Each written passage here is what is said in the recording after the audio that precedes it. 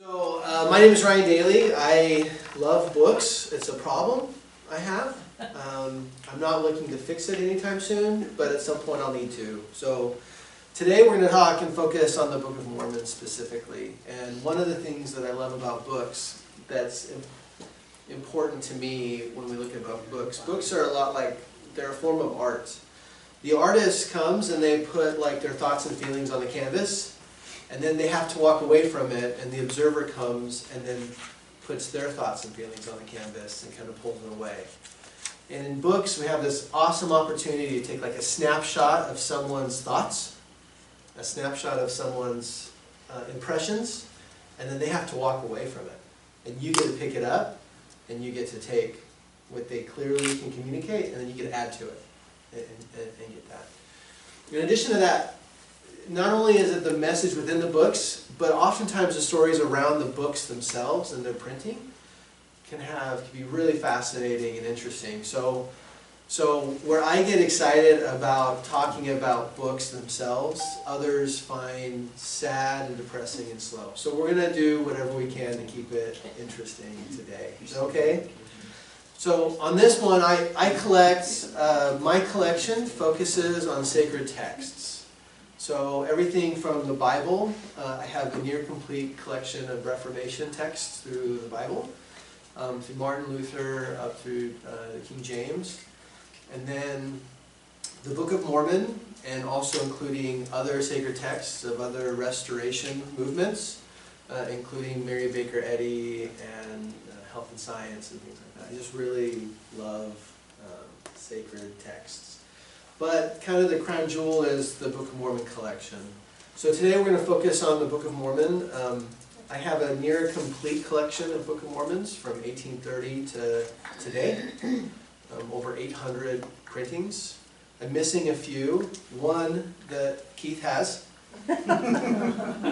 Just saying. He only spent $5. I'm going to give him $6. I got that one for free. All right. But what is complete is the first 70 years, and again, I focus on all denominations that printed the Book of Mormon. So we're going to talk about the Book of Mormon and some of the stories that are around it. And we're going to start with the first edition of the Book of Mormon. Now, as we talk about the Book of Mormon, I'm going to move away from the plates, and we're just going to focus on the book itself, its printing and its existence and some of the nuances that are there. There's a lot of firesides we can have about the plates and about the translation process, but we're just going to focus on a few tidbits. The book's existence itself. So this is a first edition copy of the Book of Mormon, printed in Palmyra, 1830. And we'll give an opportunity for everyone afterwards to come up and hold it. Actually, that's a good question. One of the things that you learn quite a bit is actually the oil in your hands is not bad for it. It's actually okay for the leather. So you don't actually need to. So this is actually the third copy that I've had, and each one kind of has a story. I've kind of had to go and find them and upgrade and move the other ones out of my collection to have them come in. And so each one of these books is a miracle. So although it's been more than $5 at times, none of them have been purchased at all near their value. Right? They've been things that through providence and through miracles some of them have fallen into my lap, some of them I found. Some of them have been part of other collections that have kind of crossed my path. And so what you see here is a pretty good assortment of a pretty complete set. So the investment in financial terms has been far less than its value. So let me focus a little bit on the book just for a minute, just to set tone. The Book of Mormon is the most unique sacred text in arguably all of faith. So Grant Hardy is a professor that focuses on sacred texts at the University of North Carolina. And he is fascinated with the text. He actually is a member of the church, but he focuses on all sacred texts. And his commentary is that the Book of Mormon is the most unique book of sacred scripture in all the world because it's the only book that predates the movement. And so key patterns that after we go through all of the other sacred texts, the pattern of sacred texts are there's a charismatic leader who gains followers during their ministry, who passes away, and in order to preserve the charismatic leader's teachings, they collect their writings and their teachings, and then they publish canon. And it's in an effort to preserve that charismatic leader's life. The Book of Mormon is the only sacred text that actually predates the movement, predates the charismatic leader. It was the foundation of the movement rather than the outcome of the movement. So what took place was the Book of Mormon was printed in March, and it rolled off the presses March 1830, and the church wasn't organized until April 6th, 1830. So it actually was printed before the church was organized at all. So it really sets itself fairly unique in that setting that it's the foundation of the movement rather than the output of the movement. Does that make sense? Mm-hmm. So just really unique in the world of sacred texts. One of the things that's fascinating about the printing of the Book of Mormon was we know a lot of the story about Grandin, and Grandin was the printer. Grandin was really hesitant to take the work, and rightfully so. Joseph and Martin approached Grandin to print it, and Grandin said no. They then went to New York and got a contract with a printer in New York City to print the Book of Mormon. And Joseph kept saying, well, we gotta go back to Grandin. And they went back to Grandin, they negotiated, and Grandin finally agreed, only under the agreement of having Martin putting up his farm as collateral. Now, Grandin wasn't wrong to do this, because Grandin's concern was, I don't think the book's going to sell. And guess what? It didn't. It didn't sell. He was right. And so Martin eventually lost his farm in the process. He was extremely blessed for that, but he lost his farm in the process. But Grandin printed it. It allowed the printing to be close. When the manuscript was completed, there's a few things that are interesting about the manuscript that sometimes we lose. When you look at the manuscript, and there's the Joseph Smith Papers has reprinted the manuscript, and I have a copy of the facsimile copies here, right? You can look at it afterwards. Do you have all the pages of it? Yes. Well, there's two manuscripts. There's the original scribe manuscript, and then there's the printer's manuscript. We have the full printer's manuscript. So you're going to notice there is little to no punctuation. It just doesn't exist in the text itself. So as Joseph and Oliver were scribing, he was just reciting words. Oliver's just writing the largest run-on sentence in the history of the world. Okay. Now Joseph does something really interesting at the conclusion of this work. He hands Oliver the manuscript, and he actually hands him the seer stone. At that point, the brown seer stone that was used to translate the majority of the manuscript was handed to Oliver, and it would never be back in Joseph's hands. And he actually gave it to Oliver as a gift and said, this is now yours.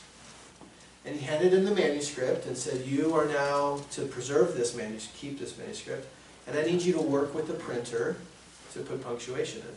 This makes the most sense of all. Oliver was a school teacher, he had education, he had a background in this, he could do it.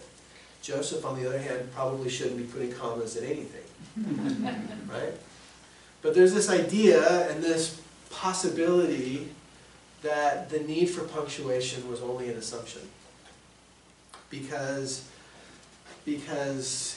what they didn't know is that most Semitic texts from the Middle East, Arabic, and Hebrew, they actually don't have punctuation.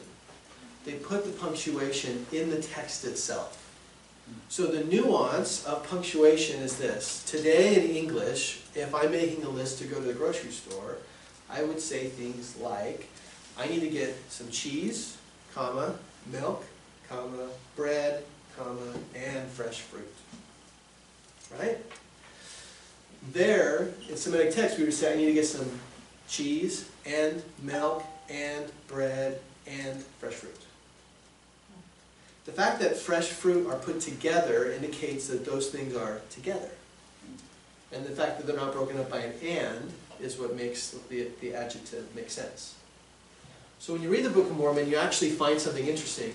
It is a Semitic text. That's actually the problem that the translators in the early 80s, as they tried to move it to Hebrew, kept questioning the church. Hey, am I translating this as an English text into a Semitic text?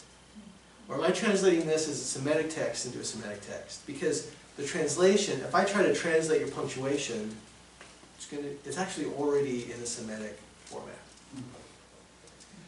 And so that's why there's a lot of ands throughout the text. This could lead a very interesting conclusion, right? Which is not a conclusion, because I'm not in any sense of authority to make a conclusion, but you could conclude that the punctuation is optional. And when you read the punctuation is optional, different sections can take very different tones. So, for instance, title of liberty. Moroni gets up and says, you know, for our freedom and our families and our happiness, comma, our wives. If you remove the comma in Semitic text, their happiness is their wives. They're not separated. Right? You like that, Sister Pearson. That was, she lit up on it. She was like, interesting. But what happened was, so Oliver would actually protect that manuscript for the rest of his life. And this is a little caveat. Oliver would protect that manuscript, his exodus out of the church in the late 1830s, and then his return in the late 1840s, right, as he would get rebaptized. Before he could travel west to join the Brigham's movement in the west, he would get ill. And then he would actually move here to Richmond. And he would live with David Whitmer. And David Whitmer, actual is because his wife, Oliver's wife, was David's sister. Right? So they both lived here in Whitmer. He would pass away in Richmond, and his grave is there in Richmond, in the Richmond Cemetery. In the old Richmond Cemetery. But he would hold on to that manuscript and that stone until he passed. And right before he passed, he would give it to David Whitmer. And he handed David the manuscript and the stone and said, this is yours. Never let it leave. And that manuscript was in his possession the entire time. There are awesome stories about that manuscript and its preservation that we could probably spend some time on too. But, so Oliver's tasked with this. They make the assumptions to go put punctuation in. Oliver is overwhelmed. There is 530 pages to put punctuation in. And there's a huge sense of urgency to get this going. So Oliver will then go and negotiate with Gilbert, who's going to be the typesetter for the Book of Mormon. And he says, I tell you what, Gilbert, I like you. You know what you're doing. Do me a favor. I want you to take the first stab at punctuation. And then I will come and correct. So, there's some implications here that I think are interesting. Again, I find things interesting that people don't. Okay. In the printing of the Book of Mormon, it's called the 16-page signature, right? They're going to print front and back. They're going to put odds on one side, I'm going to oversimplify it, evens on the other.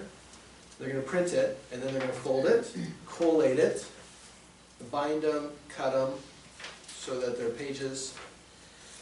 But Grandin, what he did was, to save time, they did 2 signatures at a time. So they would lay out 16 pages at one time. They would do odds, and then they would do, let's make this good, evens on a big piece of paper. So they could do all 16 pages at once, they'd run it, and then they could just turn the page over and run it again, cut it, and they'd have 2 signatures out of that. Really fast. That's actually a really effective way to do it. what he negotiated with Gilbert to do was, hey, do the typesetting for 16 pages, run one side, give me a proof page, then I will come pick it up, I will go to lunch, I will edit it, come back at the end of the day, you will make the corrections, and then you will run the other 5,000 copies. So 2,500 pages would make 5,000 copies. Gilbert's like, no problem. Remember, they didn't want the work. They don't want to get it done fast. So Gilbert would make his first stab at punctuation, run a page, hand it to Oliver. Oliver would go away to work on it. While Oliver was gone, Gilbert, in an effort of efficiency, would then run 2,500 one-sided pages with his grammar. Oliver would come back, make edits, then he'd flip over the pages with the edits and run 2,500 with Oliver's on the other side. And then he'd split them, they'd get folded, and then they'd be put together. So, what's interesting about that is every single first edition is extremely unique.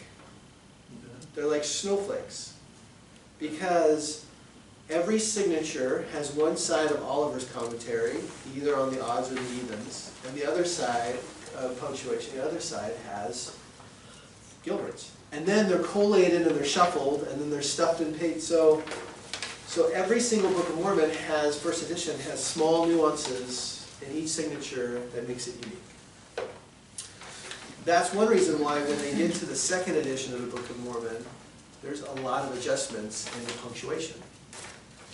And it is unclear, because it was unclear until just maybe 10 or 15 years ago that that even happened, it was unclear whether Joseph and Oliver even knew that. All they knew is by the time they got to the second edition, they had one copy of the first edition and they just went to town on punctuation changes. Yes? You know, when I was in high school, I took printmaking, so we had our type drawer, and we set the type, and we did all that and printed pages. You talk like this is all just happened in an afternoon. When you took years. When they do a page, how long does it take to do the typesetting for that full page? At least 6 minutes. At least. I actually don't know. I don't know. That's a lot of work. That's a lot of work. But you were talking like, oh, he goes out to lunch, he comes back, and oh, it's done. No, That takes a long time to do that. It's a lot of work. It's a lot of work. It's a lot of space it takes too, right? It's one reason why they were trying to crank through the project as quickly as possible. So in the early, knowing that they would possibly have to add a little comment here and there, did they leave a little bit of extra room? Oh yeah. On the lines and on the pages to accommodate that? Yeah, I actually forgot what they're called, but when you look, anytime they're trying to typeset, they're trying to justify the page. So in order to justify the page, if you actually look, spaces get longer, wider. So there's small places in lettering that take place. So it really wouldn't be difficult. You wouldn't have to reset the whole page to put a comma in. You would just take out one of the extra spaces you use to justify, make the edges align. So you'll just see like, oh, that's 2 spaces, and there's 2 spaces there, 3 spaces there. You just swap those out and put those in. So the first edition of the Book of Mormon is really unique in that way, and it really changes. I mean, it changes the landscape in sacred texts. It's the foundation of, obviously the foundation of Mormon thought, right? And we say Mormon thought, we're encompassing all restoration movement, right? And so all restoration movement, that gets relevant to this conversation. So here's a few things that, what happens as they move to Kirtland is they'll print a second edition of the Book of Mormon, okay? The second edition is going to be printed in Kirtland. It's going to be typeset and printed by Oliver Cowdery and Parley P. Pratt. It's kind of going to be interesting as we move through this. You're going to notice something about it. It's a little chunky, but it's significantly smaller. Right? So this was a very economical way to print a book. It was cheap. And what's interesting is these actually don't hold up well at all. Like, terribly. Like, this is a really good condition one. The fact that the fact that the boards are even still attached. Oftentimes if you find ones with the board still attached, it's because someone reattached them. They use cheap leather, cheap paper. It was just an economics project. No one had the money to do anything significant. So what are boards? They're going to be the covers. Right, good question.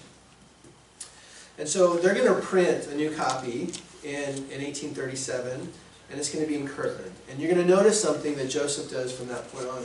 Joseph puts concerted effort into making the Book of Mormon as small as possible.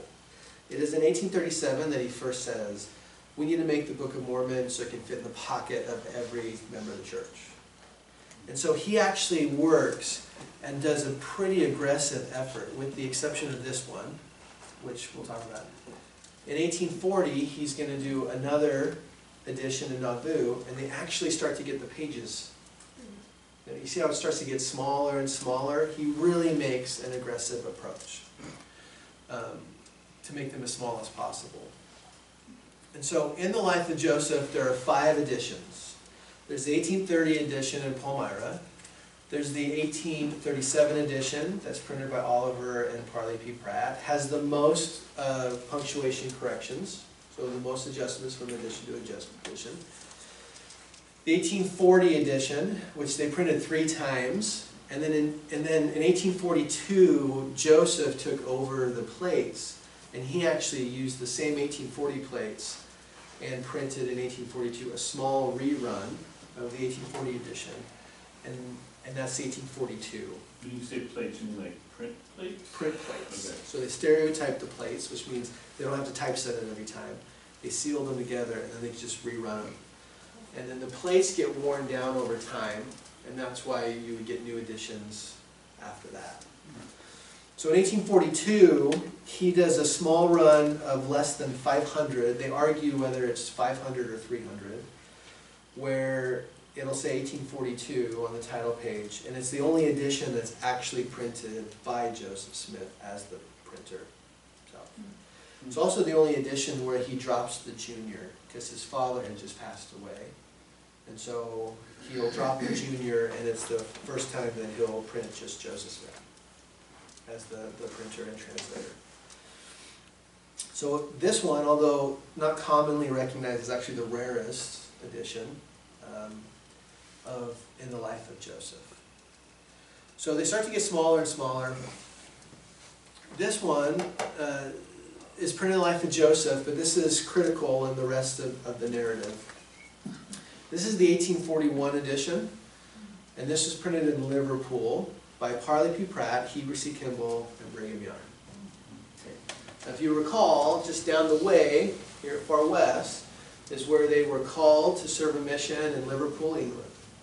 And then they snuck back in town to start their mission there, and of course they were, they just walked in and walked out. No. Right? They snuck in and they snuck out. But they went to fulfill prophecy.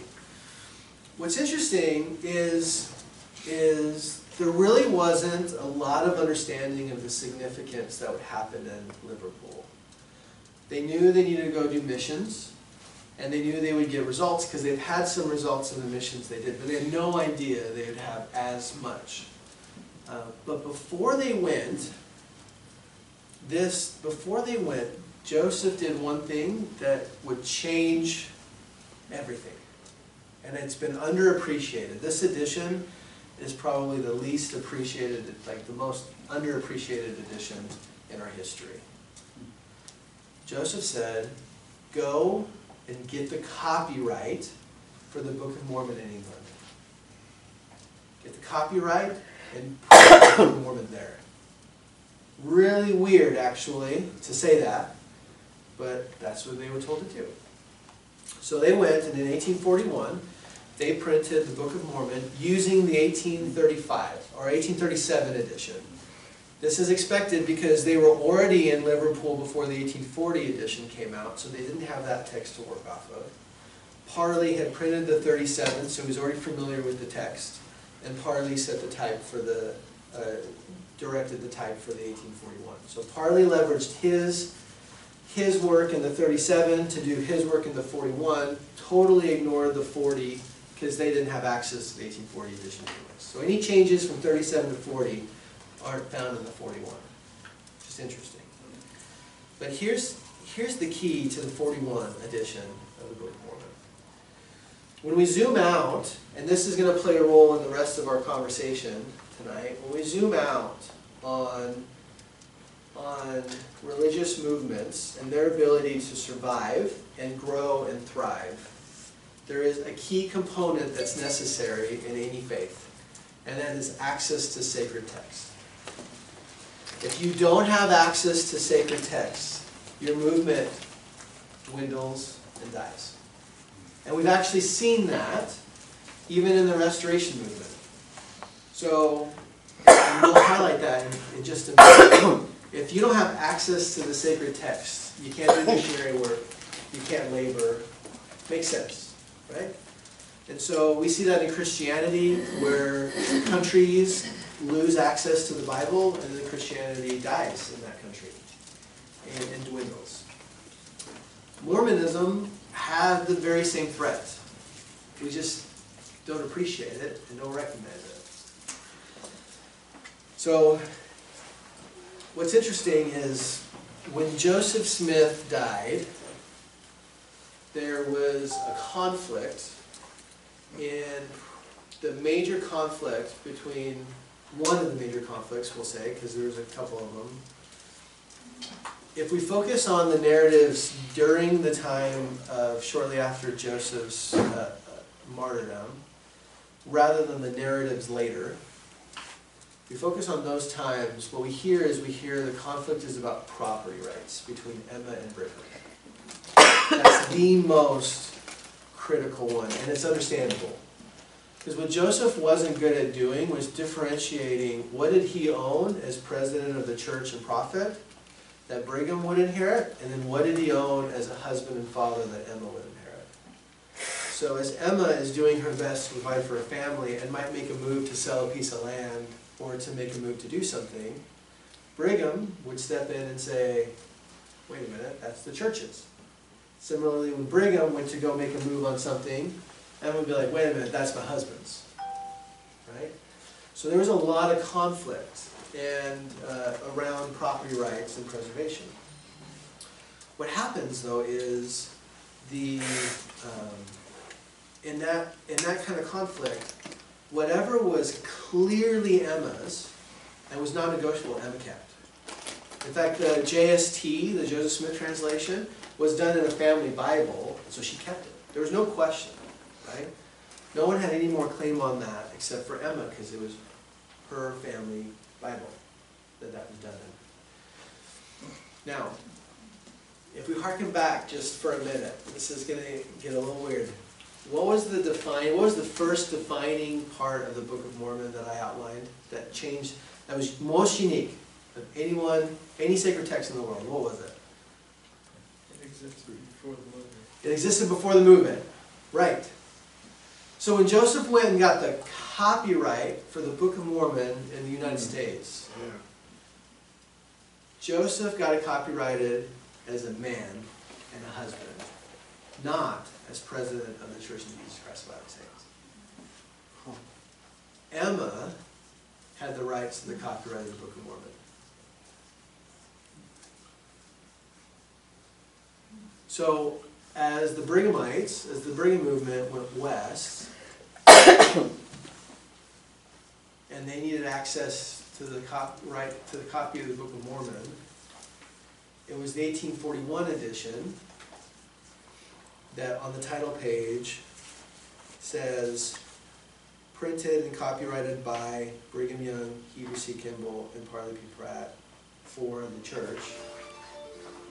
Brigham owned the copyright for the Book of Mormon in Liverpool.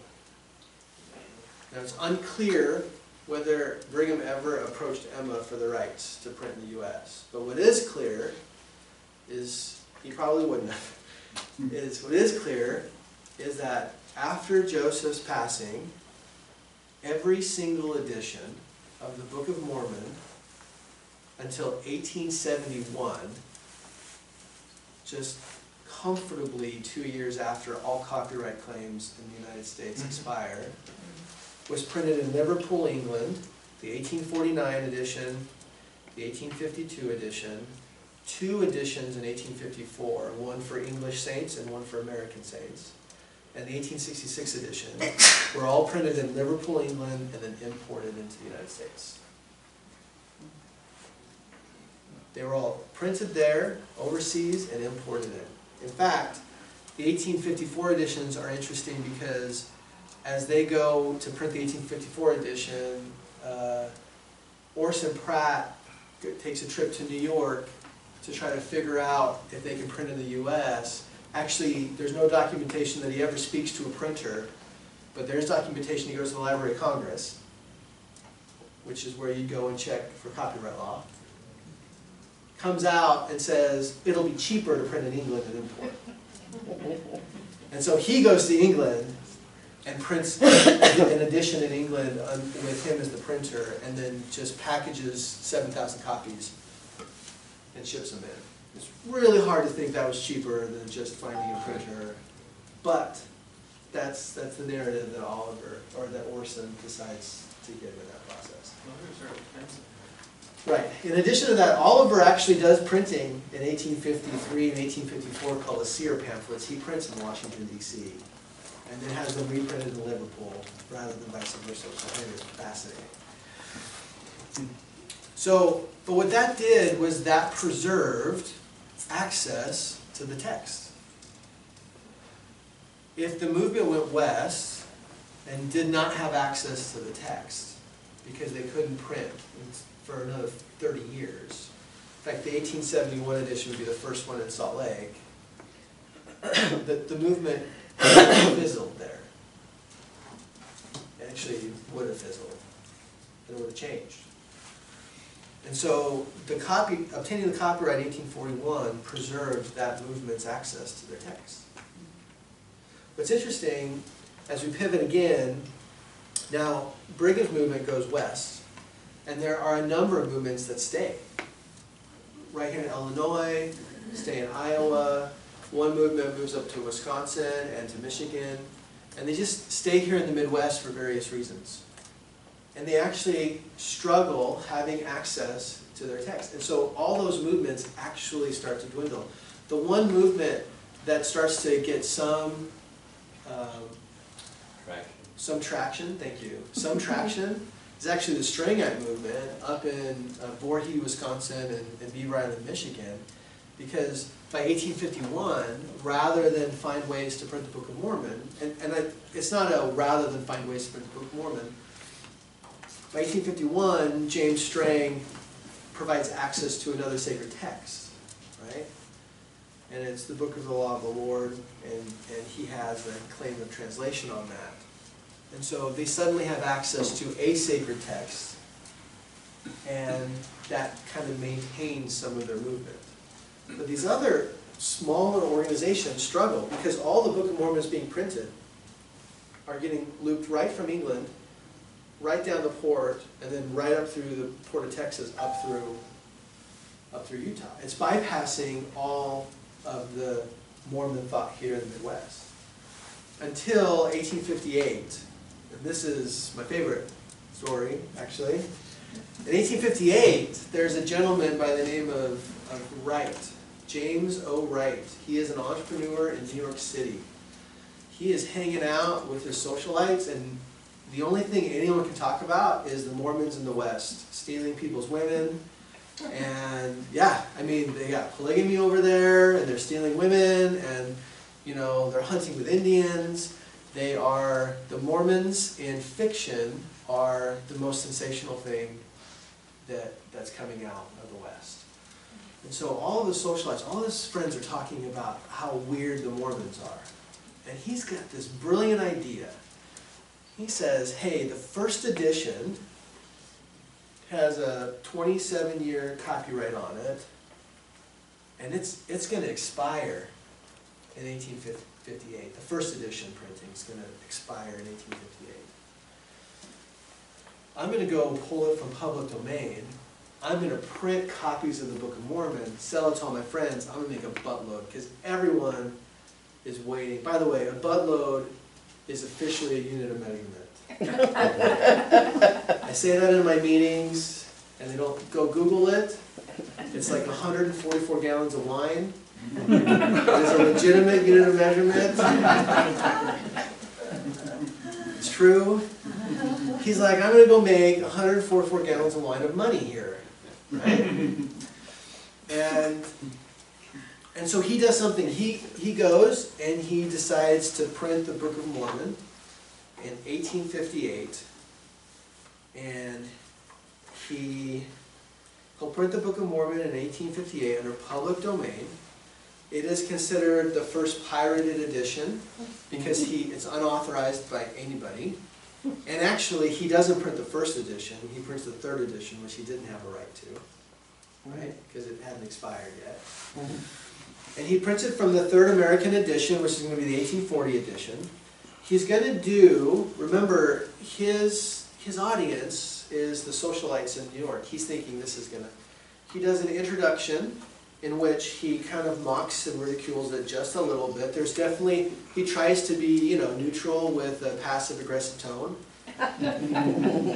He even goes and he tracks down Charles Anton and has Charles Anton write a rebuttal to Martin Harris's experience, right? And he prints it.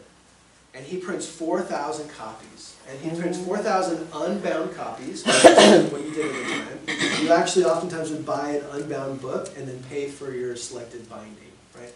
You could buy a cheap binding. It made it affordable and people could actually sell their books. Or you could do a nice binding. And he, as record would show, bound maybe 300 or 400 nice bindings. This would be a cloth, what we call a nice cloth leather binding. And after printing 300 or 400 of these, he learned something really important. The same thing we learned the day it rolled off the press. No one wants to buy this. I mean, we couldn't give these things away, let alone sell them, right? He was going to lose everything. Oh, right? I love that story. That's so great. Okay, so he's thinking he's going to make a load of money on this, and he can't sell them. And he's got over in the corner 3,900 and 3,900 copies of unbound Book of Mormons. Doesn't know what to do. And so in 1858, there were a lot of movements here in the Midwest. And one of the movements, titled the Church of Christ, but just to be clear, there were a lot of Church of Christ at that time. It wasn't the same one, right, that we know and love today. A small sect identified and heard that this guy had 3,900 copies of the Book of Mormon. And they approached him and said, yes, we need those copies. Let's do it. And so they actually pretty much went bankrupt in the process, but they purchased 3,900 unbound copies from James O. Wright and made an agreement to sell them, and he would have to transport them out to the Midwest. So what happened at that point was James realized his introduction was no longer appropriate for the audience that he was about to sell it to. So he went home quickly and actually brought an elder, had an elder from that church named Brooks Zadok, and write a new introduction to the text that was a little more favorable. He went back and pulled out all of the introductions from the 3,900, slipped this in, and then sold it to that organization. That organization would eventually go bankrupt for the most part, and then get assimilated. That's an aggressive word, but they would get consolidated into the reorganized entity at that time, as a lot of them would consolidate. And then the 3,900 would be absorbed, and that would be the text that the RLDS would use until 1874.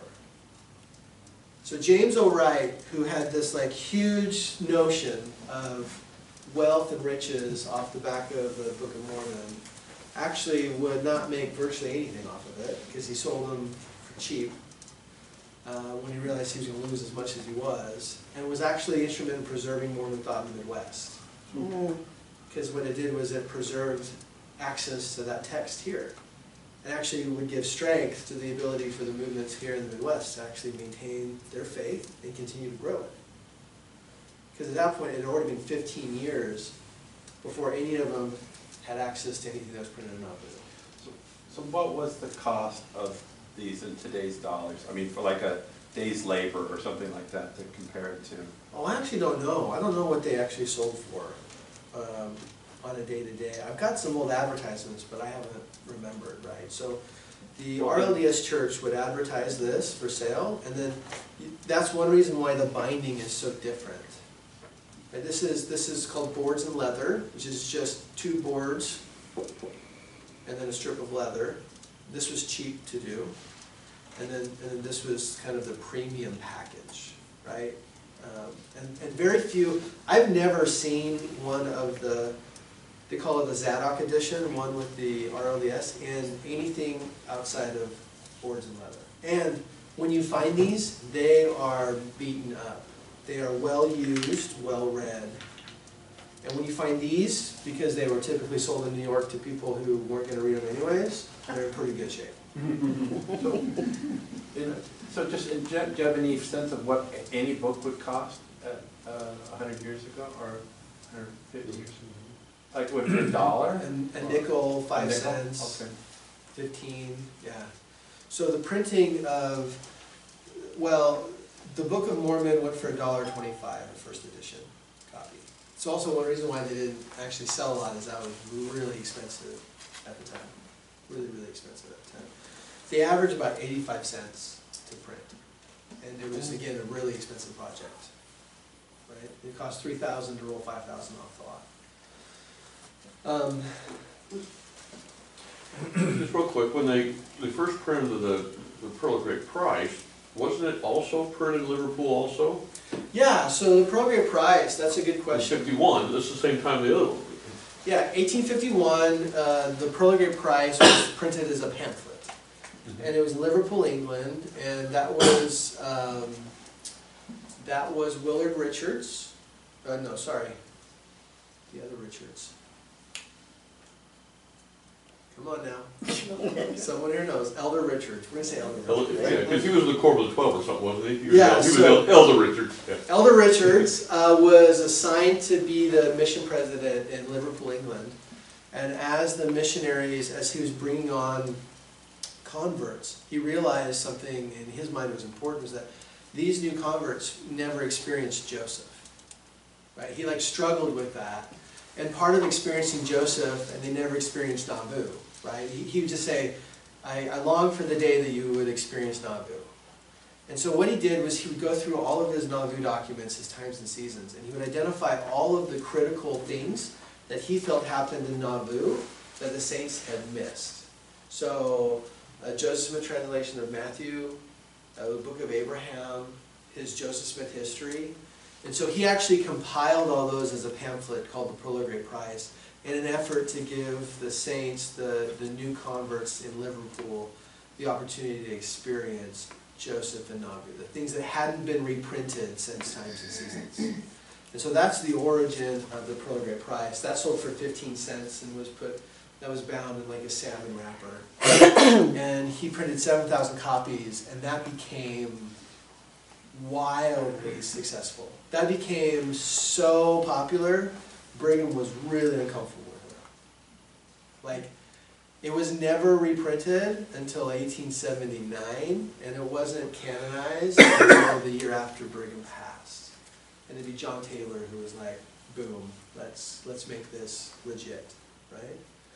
And so, yeah, and so that is, what's interesting is I have Alexander and Harold Smith's copy of the Pearl of Great Price, which is fascinating because it was gifted to him by John Sutton on one of his Utah trips from here to Utah to proselyte, and it was gifted to him by John Sutton, and it's just interesting to, move back here where Alexander Hale lived, was born. He was born here in Far West while they were here, and have that copy. It's been fun.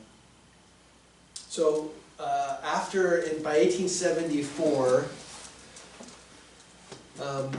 the RLDS would eventually establish in Plano, Illinois, and would actually do their first print of the Book of Mormon themselves.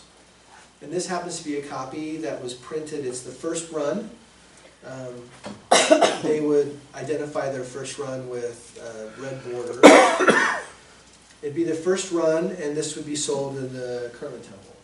So at that point, they had, the Kirtland Temple was owned by a member of the RLDS, and they had a little gift shop there. So this particular copy has the documentation inside that it was sold in 1874 through the Kirtland Temple.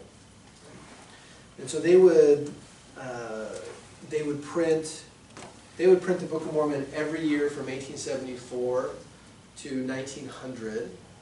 Ryan, the Yep. 1874 edition, what did they use? Oh, great question. So in the 1874 edition, they would use the third American edition, which would be the 1840 edition of the Book of Mormon, so the most recent. Okay. And then in 1908, they actually would pivot their text from the 1840 edition to the 1837 edition.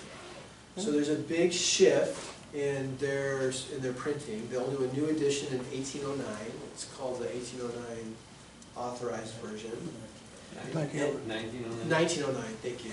1908, sorry, 1908 Authorized Edition. And they would at that point pivot to a review of the original manuscript, which they had acquired from the Whitmer family, in the 1837 edition. They would have a different chapter and versing, right? And they would kind of go off, they would go on a different path on their chapter and versing process at that point. And then they would use the 1837, referencing the original manuscript in their text.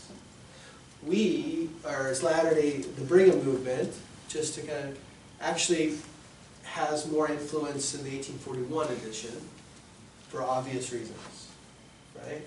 And then in 1879, Orson Pratt would go through and reverse the text. And then in 1920 is the versing and chaptering that we know and love today, done by Talmage. And then those are the big pivoted editions in the Brighamite or LDS movement. Right? For the RLDS, they'll make that big movement in 1908, and then in 1966 they'll do a revised authorized version. And from 1966 they'll actually print two different versions of the Book of Mormon, what they'll call the revised authorized version and then the authorized version. The authorized version will be the 1908 authorized version. That will continue, and then they'll have a revised authorized that makes some adjustments to the text to make what they would say more legible and readable for common English, right? And that's an interesting thing, and unfortunately, I don't think I am equipped to like give more detail on like what and why. There's a few interesting stories about when they printed the 1866. They ran the print. They said revised authorized edition. They put it up for vote. They got voted down during their conference, and they went back and re-stickered them all as unauthorized and kind of moved them until like we get authorized shortly after that. Actually, both are really interesting texts. I would say you read them and there's nothing that would stand out as sensational or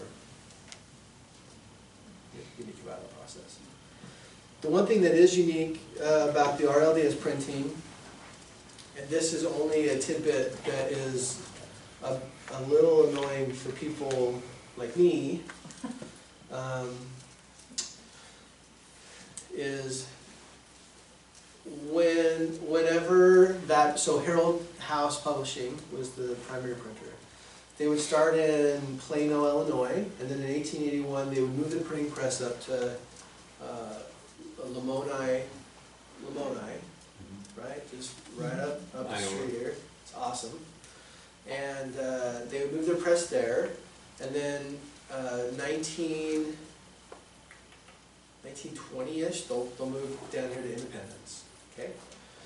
So the printing press would be, in that transition, anytime they printed the Book of Mormon, they never changed their date. So once they printed a text, and that was kind of their standard go, right? So in 1874, they'd print a text, Plano, Illinois, 1874. They do a red border to symbolize the first time it was printed. Then in 1875, they print the text, Plano, Illinois, 1874. In 1876, they print the text, and they'd say Plano, Illinois, 1874. And they do this, and they got to 1881, and they moved the press. And in 1881, they would print Book of Mormon, Lamoni, Iowa, right? New location, 1874. And so from 1874 to 1900, 1900 is when they would change their process. And in 1900 is the first time we see the Book of Mormon, 1900, and then they'd say Lamoni, Iowa, 1900, and they'd say 27th edition. And that's what validates that from 1874 to 1900, there were 26 printings, and there's virtually no way to distinguish which one. Which about makes me cry. Do they just not want to have to deal with changing the plate? Well, that, I don't know. Is that it? I don't know, because they changed the plate for Lamoni, Yeah. so I don't have an answer. But it was consistent in their printings of the Doctrine and Covenants. Could have been expanse, too. And in the Doctrine and Covenants, they would actually make addition changes because they would continue to add sections. Like they would continue to receive revelation and they would add sections. And every time they made a change in the text, they'd actually redate it, but then they would stick to that date every year they print it. So there's a couple of pivots. The Holy Scriptures and the JST are the same. And so here I've got two clearly different printings, right? They're used different bindings, different time periods. This is actually probably 1890, and this is actually probably 1881, 1882. Both say Lamoni, clearly different. They would do the same thing with, they would print a large print copy of the Book of Mormon, and they would do that 1892, and then they would do 8 years of this.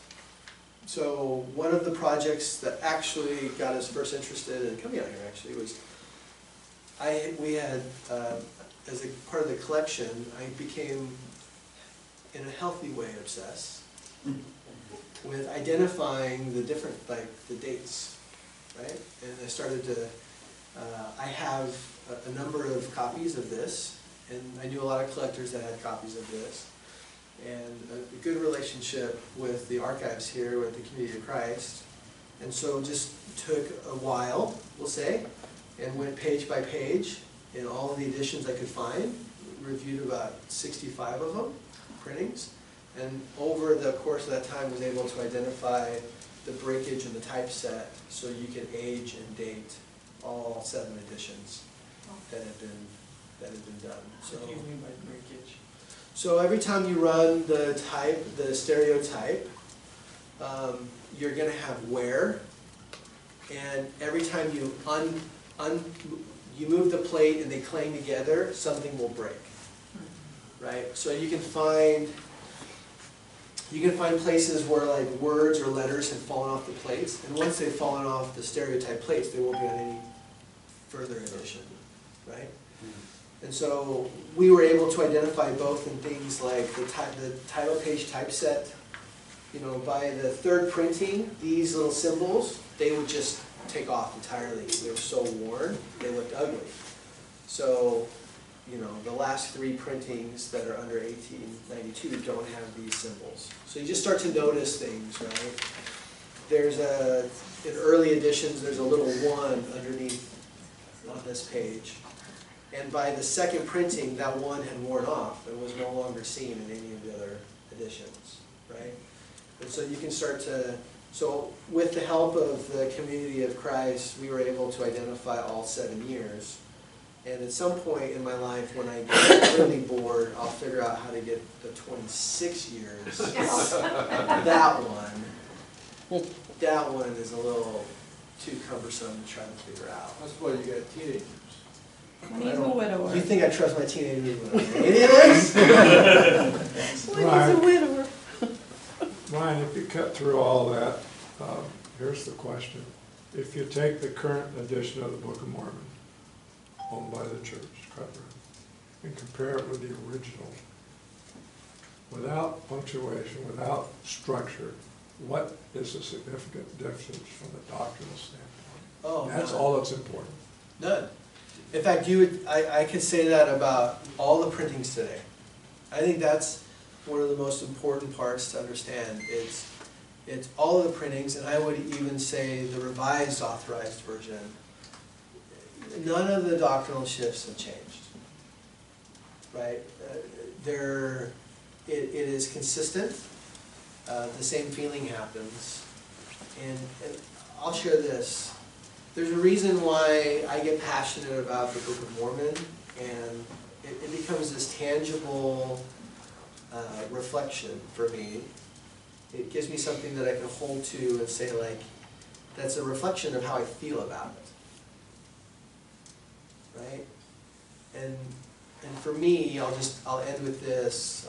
Just my experience is that the Book of Mormon has a power to it independent of any other text. It's how you feel about it that drives the truth of it and all the things that are inside. The Book of Mormon, and even the collectors, isn't the rarest book in the world. It is considered the first edition one of the most valuable ones. But the reason why it's so valuable is because of what it means to those who look for it. It has such a significant impact as you read it. As Parley talks about reading it through the entire night and feeling it. And with that, like, when you do come and play, like, look more at this one. This is the one you can open, right? This is a replica. But go and get like a replica and read through it like they did. Read through it in the way, without the chapters and verses, the way that the early saints were converted. Read through it the way Parley was converted. And it's just about the feeling that comes, unlike any other text that you read. And so with that I'll end, you can come up afterwards and kind of see and play. I am going to ask that you don't play heavy. Okay? Why don't you explain what that means? So with the first edition, we'll say handle it, but probably not open it. Let's just say don't open it. Handle it, but don't open it. Again, the church and all of the organizations didn't have any money, so they weren't investing in really good printing experiences. I have Bibles that are 500 years old that are more strengthened. They invested in them. The binding is still there, and it's ironic to say, hey, here's a 500-year-old book, play with it. Open it up, flip pages, and then to see something less than 200 years old and be like, hey, don't touch it, don't open it, don't play with it, super fragile. Just because of the investment in it, just couldn't have been made. And yet, as a collector, this is more valuable than the first edition King James Version of the Bible. So there's some irony in that. Right? So I'll leave that with you, and I'll say these things in the name of Jesus Christ. Amen. Before we break, I want to thank you. I've met a few collectors, not many, and you're a rare gem of sharing your collection in this way, about our testimonies. And your passion for this and the history and stuff, I would never learn this stuff if you don't share it.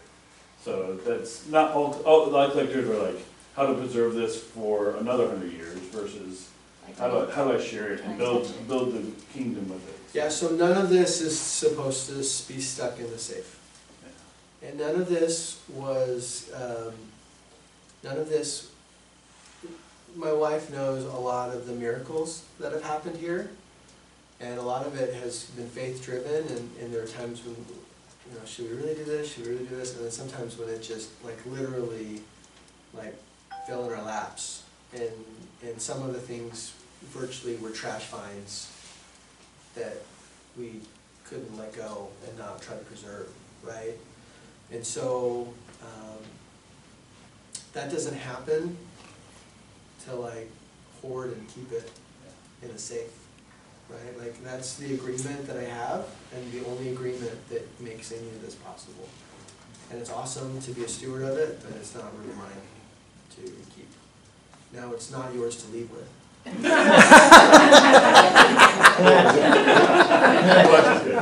it's not mine to keep. I might volunteer something. Okay, to myself. It doesn't do any good in the safe, and so I appreciate that. Yeah, thank you. Yeah.